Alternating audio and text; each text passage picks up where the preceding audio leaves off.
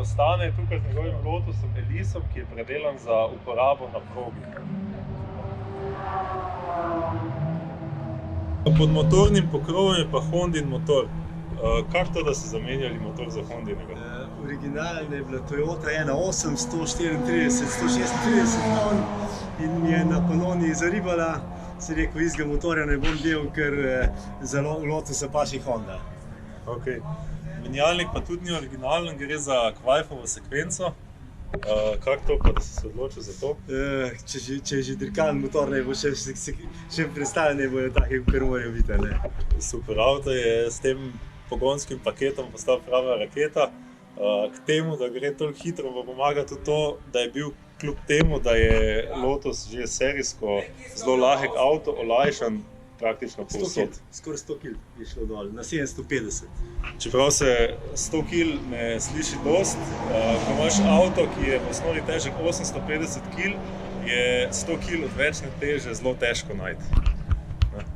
Veš, veliko sedeži, original sedeži so 12 kg, to ni nič, ampak taj pa samo 2 ali 3. 2, ja. To je dodatno ojačano, ne. Armatura ni kompatibilna, ne, sem mogel s Hondinim računalnikom oziroma Hondi računalnik ni od z Lotusom in sem pač mogel elektriko vse prevezati pa novo narediti. K opremi v notranjosti spada gasilni aparat, zelo lahek akumulator in pa akusump. Pa tale ima akusump, tako da predno ga štartam, da je motor namazan, pa v primeru, če ga zmanjkuje olja, mi to rešuje motor. Akusump je v bistvu cilinder, ki se nafila z oljem, na drugi strani je pa zračna blazina. To skrbi, da ima motor konstantni dovod olja, tudi v primeru, če oljna pumpa v mokrem karterju zajame zrak. Elektronika je pa tudi čist oskubljena, avto nima dobenih luči razen zavorne. To so pa vse predelave v duhu šparanja teže. Tudi streha je v bistvu samo zunanja koža, ki je iz tankega karbonskega laminata. Kaj pa sprednje bremze? Ti AP čeljusti niso serijske? Original sprednje so zdaj zadej, ki imajo 2 bata, te so pa 4 batne. Dobra stvar tega pa je, prvič, zavorne ploščice menjam na 2 leti, gume zdržijo celo sezono, ki to kratek avto. Za razliko od kakšnih težkih Porscheov pa to je dosti poceni za vzdrževati. Torej, lahek avto pomaga pri nizkih vzdrževalnih stroških in malo manj uram, ki so potrebne za vzdrževanje. To pa Stanetu omogoča, da kljub temu, da je med starejšimi tukaj, je skozi na progi prisoten na track dayih tekom cele sezone. Pa sigurno bojo ljudje hoteli vedeti, zakaj so luknje v odbijaču. To je pa verjetno zaradi kakih kanardov. Jaz sem prej dodal aerodinamiko, tle sem zaprl, da imaš upor, da ne piha zrak direktno na to. Pa kanardi so bili gor, spredje je bil splitter, zadaj krilo, potem se pa odločil, da se ker je redko, par redkih ovinkov je, ki imaš brzino nad 150-160, ne.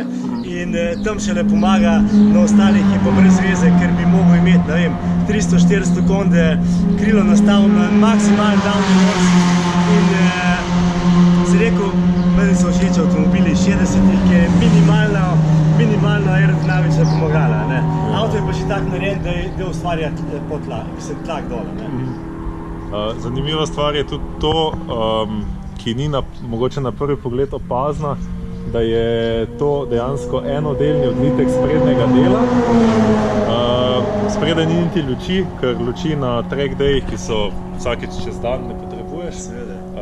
Je pa to tudi šparanje na teži. Šasi je pa aluminijasta, lepe, da. Stranske šipe so iz Lexana, oziroma... Sprednja tudi.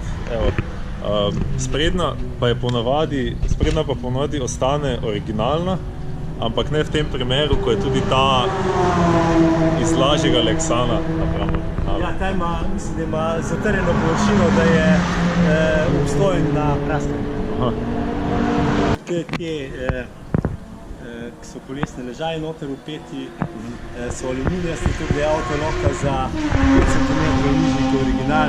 Za vse drifterje pa Stane hotel povedati to, da ima avto praktično drop knuckle. To pomeni, da je geometrija podvozja enaka kot serijska, medtem ko avto vozi na nižji vozni višini. Tako ja, pa nastavitve so bolj hude kot na original, ima zelo malo naklonov, samo pa 2 minusa spredaj, pa 2,5, 2,6 zadnje. Tako se je pokazalo, da je pač najboljše. Original ima pa spredaj, mislim, bolj nule, zadaj pa, kot že, minus 1,8. Narejen je tako, da za neizkušene voznike, da je pod krmiljem tak decil versija.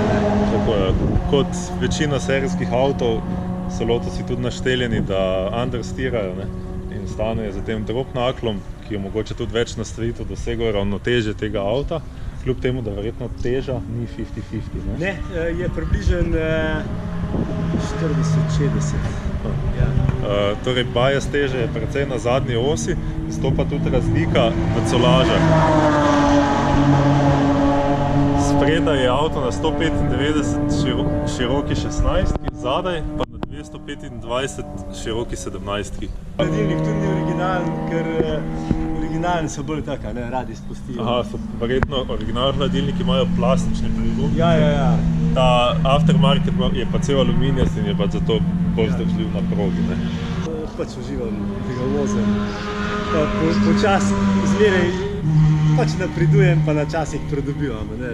Za tole Slovaško še rabim kar nekaj izkušenj, ker mi je mislim, bil sem že večkrat tle, samo rabiš. Naprimer Pannonijo pa Grobnik sem naštudiral, tle imam pa še rezervo, ne. Slovakija je kljub temu, da leži na zelo ravnih tleh, dosti zahtevna proga, ker so jo s temi pukli tehnično dosti razdelali, pa tudi ovinki so dolgi in taktično zahtevni, ker je redko kateri ovinek tak, da loviš klasični mid-corner apex, pogosto rabiš loviti late apex in se truditi, da dobiš corner exit hitrost čim višjo. Ja. Stane redno dirka z svojim Lotusom, temu dirkanju ne kaže konca, tako da se veselim, da se srečamo še na kakih dogodkih, kot smo se danes na Slovakia ringu, pa kmalu verjetno tudi na kakem Killclimbu. Ja. Pazi, voiceover, to je bil kratek pregled Stanetovega Lotusa. Če vas zanima celoten recap track daya na Slovakia ringu, se ne pozabite subscribati. Z vami sem bil Erik in se vidimo v naslednjem videu.